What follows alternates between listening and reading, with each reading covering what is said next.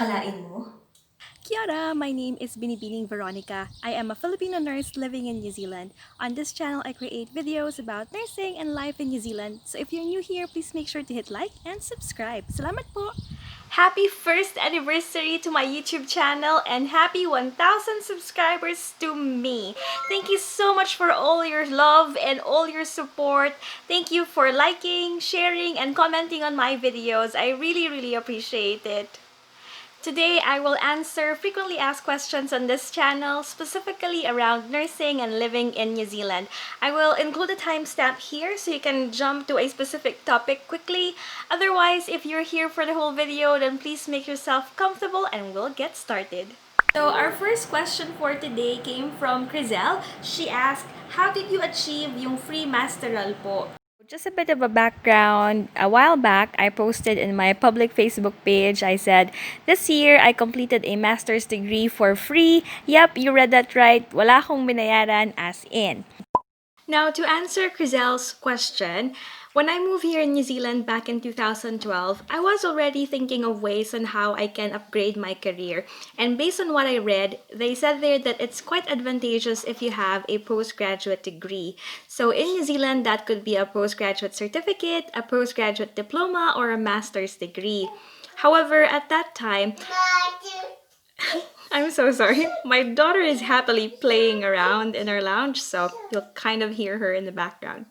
Anyway, at that time, I didn't really have the financial ability to support myself through a master's program because it is quite expensive. So I looked up ways on how nurses can study free, and I found out about Health Workforce New Zealand. So there are some criteria in order to be accepted for this funding. So for example, you have to be a registered nurse of New Zealand.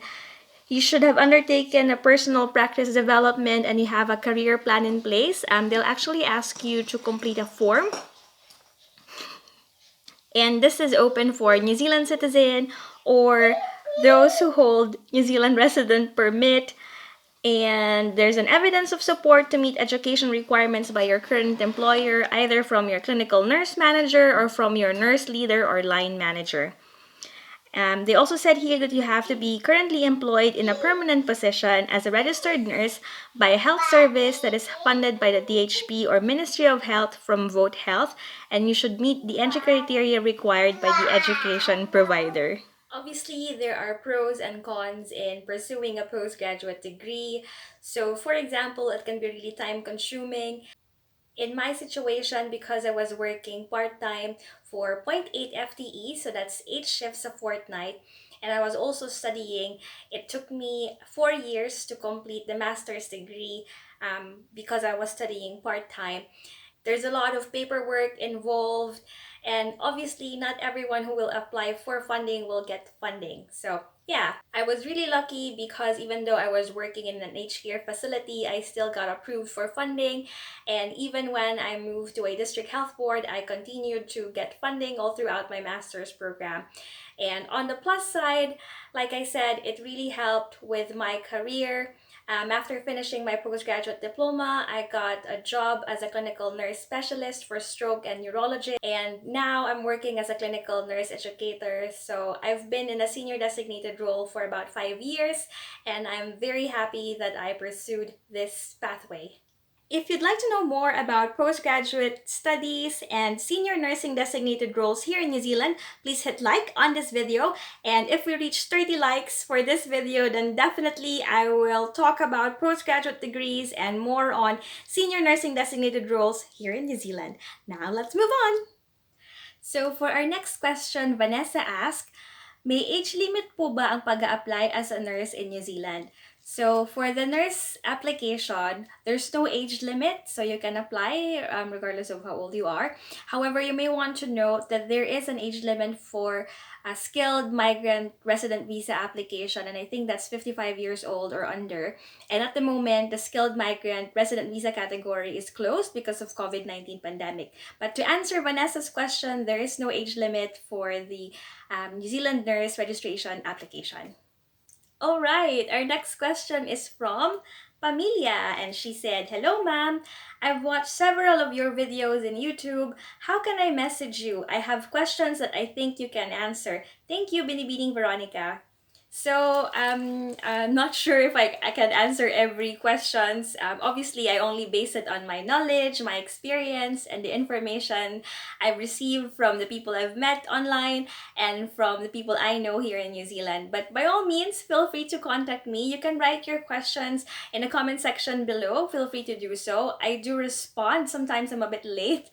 It takes a while because, you know, I'm a working mom. But otherwise, I do try to reply to your questions. Other options, you can message me through Facebook. I do have a public Facebook account, and try not to message me on my private account because sometimes it's difficult for me to see the questions and I can't really accept invitations on that account because wala kayong matututunan doon. Puro ka lang yun selfie, ganyan. So it's best if you're really interested about nursing and living in New Zealand, you can send me a message on my public Facebook page. And on that note, I just want to quickly thank Mark. He's the first person to like and follow my Facebook page. So maraming salamat sa support. And I also have a Twitter account at @BiniBiningVer. I only have 20 Twitter followers. So if you'd like to be my 21st Twitter follower, then by all means, follow me. And I also have an Instagram account at @BiniBiningVer. And I also like to thank all the international viewers that we have. Sometimes I do slip and talk in Filipino, and I do try to sub my videos in English. It just takes about 3 to 4 weeks because, you know, it's a one-man show. I'm the researcher, actor, director, and editor. But nonetheless, thank you so much for your patience and your support. Next question! Alright, now we are in my daughter's bedroom. Wala lang, parang house tour lang kunyari. Char. Our next question is from me. Hello po! How to apply po as a caregiver through online? Anong sites po ang pwede nyong i-recommend? Websites that you can check would be trademe.co.nz, seek.co.nz, and kiwihealthjobs.com. And I've previously created a video about finding employment in health, so you may also want to check that out. I'll just add it in the YouTube card above. So yeah, to all my subscribers, don't be afraid of my YouTube cards, hindi yan spam, promise. Yeah, helpful links yan. So our next question is from Ariel. She asked, "Hi Miss Veronica, anong allowance or bonuses na binibigay ng employer sa New Zealand? Like for example, dito sa Pinas, ang employers are required to give 13th month pay, SSS, etc. How about in New Zealand?" Similarly, Shot also asked, "How much po ang sahod sa care home?" And Dioscoro also asked, "Magkano po ang sahuran dyan sa New Zealand para sa nurses?"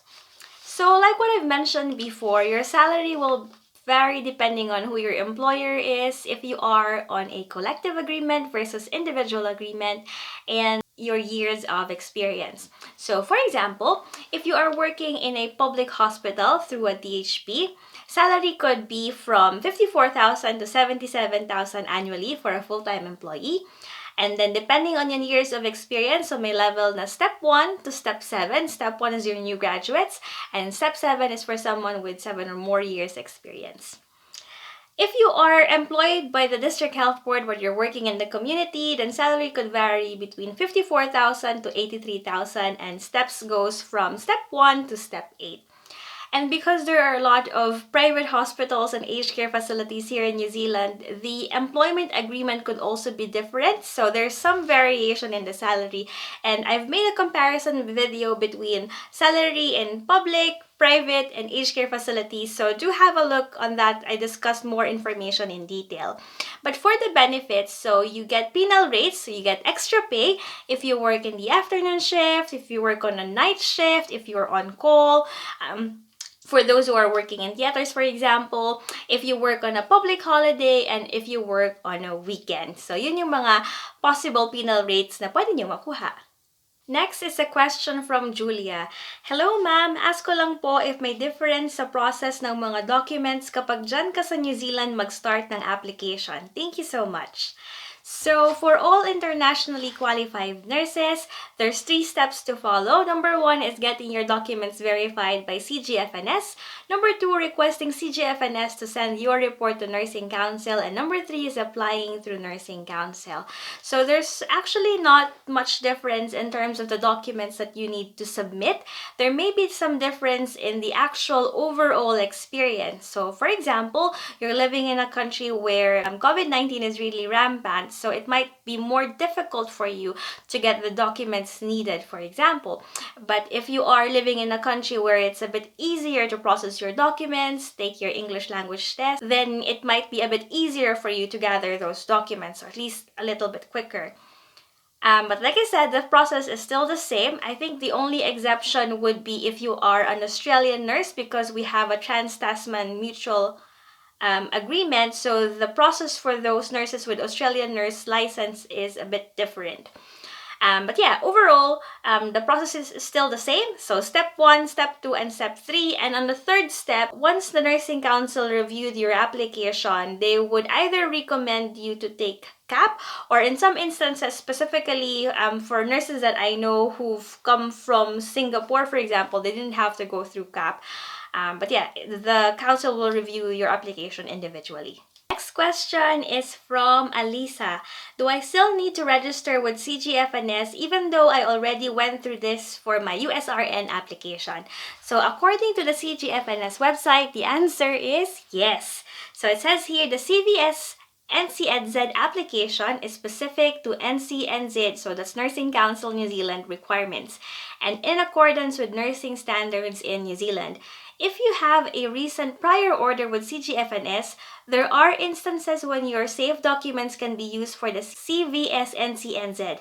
These will be reviewed on a case-by-case basis. So, unfortunately, even if you've submitted before, you will still have to submit again. But like what they said on their website, they will review it on a case-by-case basis. So I hope that helped, Alisa. Alright, next question is from Stoffluent. Hello Veronica, how is the current demand of nursing in New Zealand at the moment?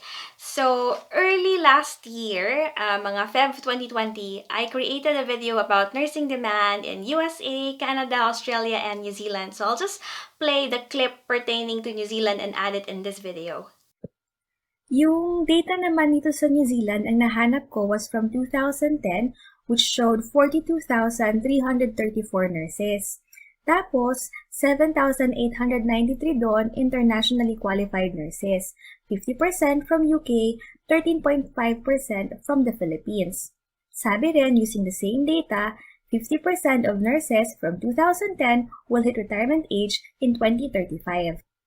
Dito naman sa report ng BERL, noong 2013, they looked at the nursing workforce at saka yung future ng nursing workforce from 2010 to 2035.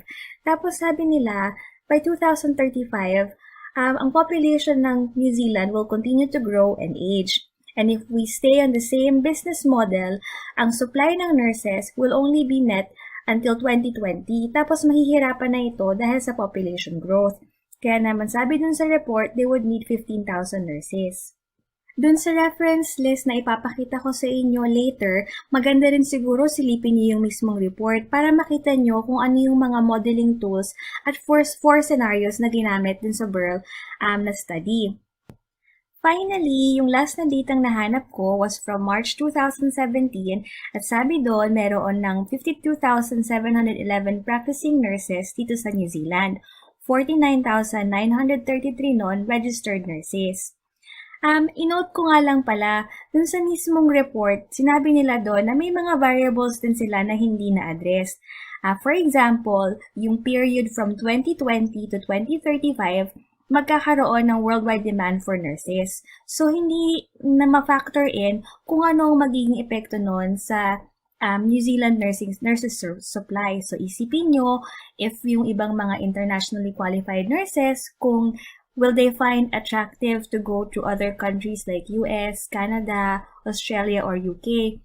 At saka, ano naman ang magiging epekto noon if yung mga New Zealand nurses consider going to Australia to meet the demand there?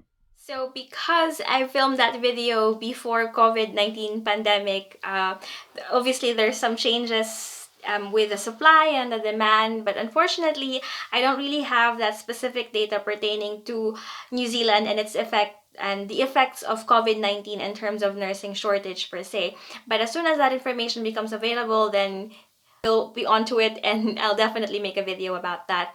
But for your reference, you can always check the websites like I mentioned before, trademe.co.nz, seek.co.nz, and kiwihealthjobs.com for you to see the actual list of vacancies, the number of jobs available anyway for New Zealand nurses. Next question is from Hazel. Is it possible to apply for an NZRN registration even if you don't have experience post-registration? So I'll answer your question by reading the statement from the Nursing Council website. In terms of post-registration experience, you must be able to provide evidence that you have practiced nursing for at least 2 years, including 2,500 hours within the last 5 years as defined below. If you have not worked as a nurse for at least 2 of the last 5 years, you may still apply for the credential verification service. However, there is no guarantee that you will be recommended for registration. If you have no post-registration experience at all, you are not eligible to apply for registration. So yeah, unfortunately, if you have no post-registration experience at all, you are not eligible to apply for registration. And for other subscribers who ask me, does your experience have to be in the hospital? Obviously, nurses are everywhere, you know, they're in a clinic, in a GP practice, there could be teaching, in schools or in the hospital, there could be occupational health nurses employed in private organizations. So as long as your scope of practice in your job description at your current work is as a registered nurse and it includes tasks which is as defined by the Nursing Council scope of practice for registered nurses, then according to their website, they would consider that work experience. I will write the link to the Nursing Council New Zealand website in the description box below, so please keep an eye on that, alright? If you want me to talk more about a specific topic that interests you, which is relevant to nursing and living in New Zealand, then by all means, please write that down in the comment section below.